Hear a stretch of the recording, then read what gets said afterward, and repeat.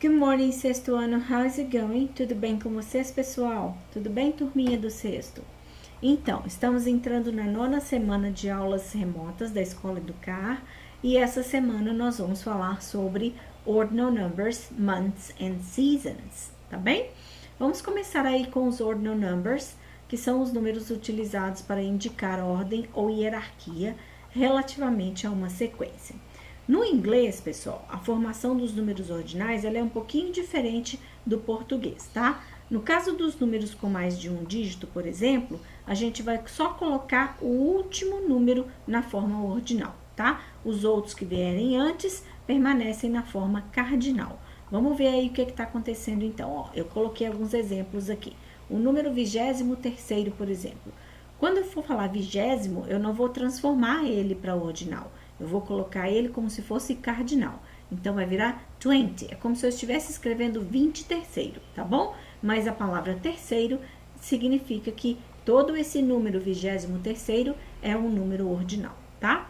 135, por exemplo, a 135th. Então, só o 5 é que foi para o ordinal. Se eu tiver um número simples, por exemplo, de um dígito só, aí ele sozinho vai para o ordinal, tá? Terceiro, third, tá? Vamos ver a forma abreviada dos ordinais, então.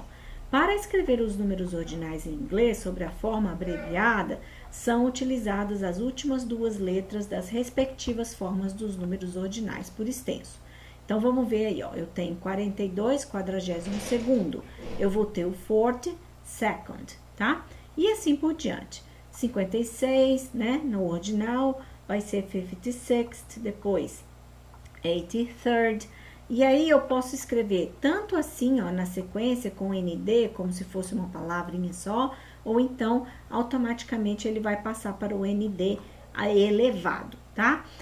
Alguns programas de computador, quando são configurados assim, para poder fazer esse tipo de coisa, quando você digita ele já transforma, tá? Vai depender do programa que você está usando. Normalmente, quando você coloca o Word, por exemplo, aquele programinha de digitar texto, né?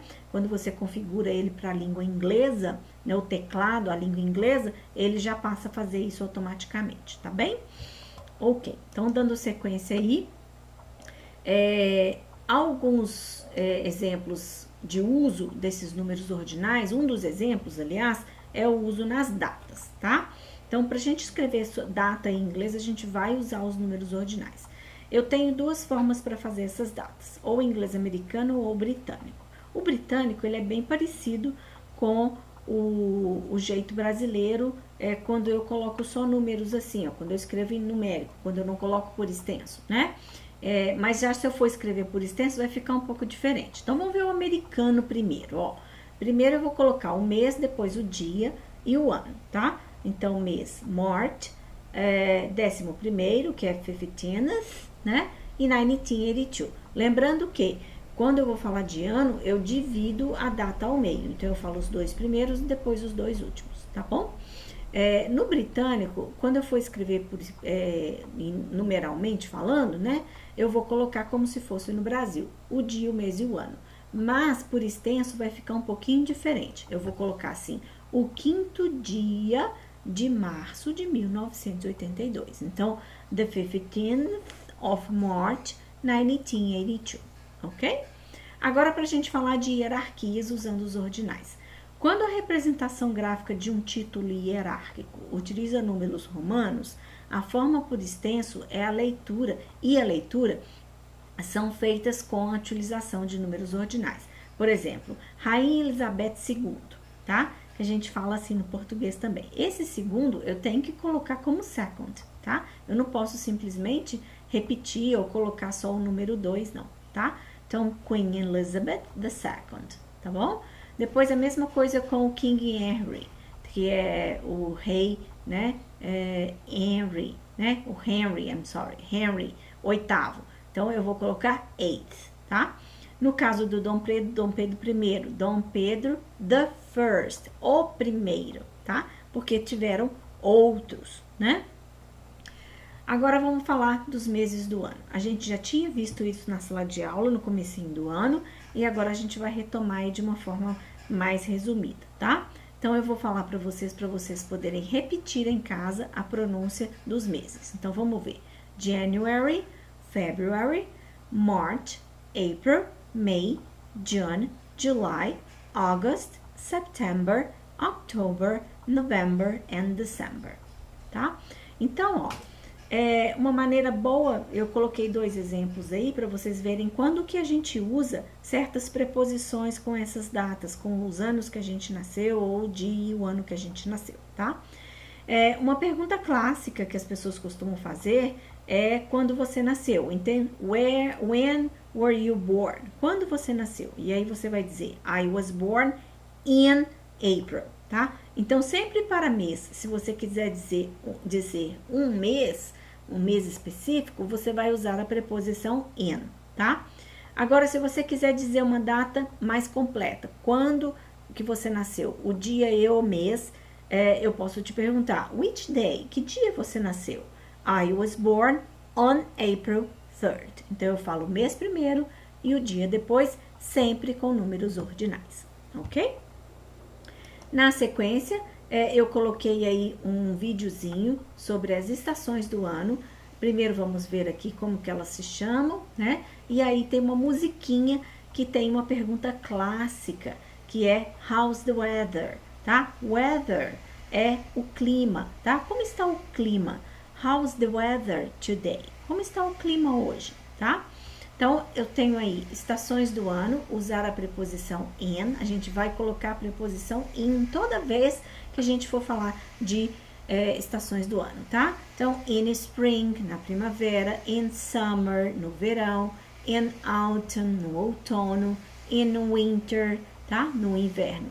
Aqui a questão do outono, às vezes vai aparecer para vocês fall, tá? F-A-L-L, tá? Que lembra também o verbo cair, que é quando as folhas caem, tá bem? Então, depois de vocês ouvirem a musiquinha no vídeo, vocês vão responder How's the weather today? Então, vocês vão colocar como está o clima, né, aí onde vocês estão, tá? No dia que vocês estiverem assistindo a esta aula, tá? Então, vou colocar o vídeo agora para vocês poderem ouvir a musiquinha. Lembrando que se vocês tiverem baixado o PDF desta aula, vocês também podem acessar esse vídeo através desse linkzinho em azul aqui, tá bom? Vamos lá.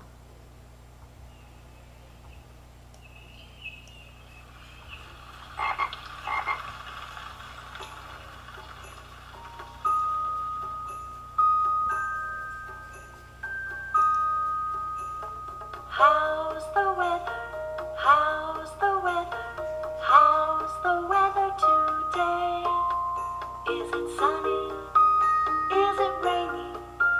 Is it cloudy? Is it snowy? How's the weather today? Let's look outside. How's the weather? Is it sunny today? Let's look outside. How's the weather? Is it rainy today? Let's look outside. How's the weather? Is it cloudy today? Let's look outside. Is it snowy today? How's the weather? How's the weather? How's the weather today? Is it sunny? Is it rainy? Is it cloudy? Is it snowy? How's the weather today?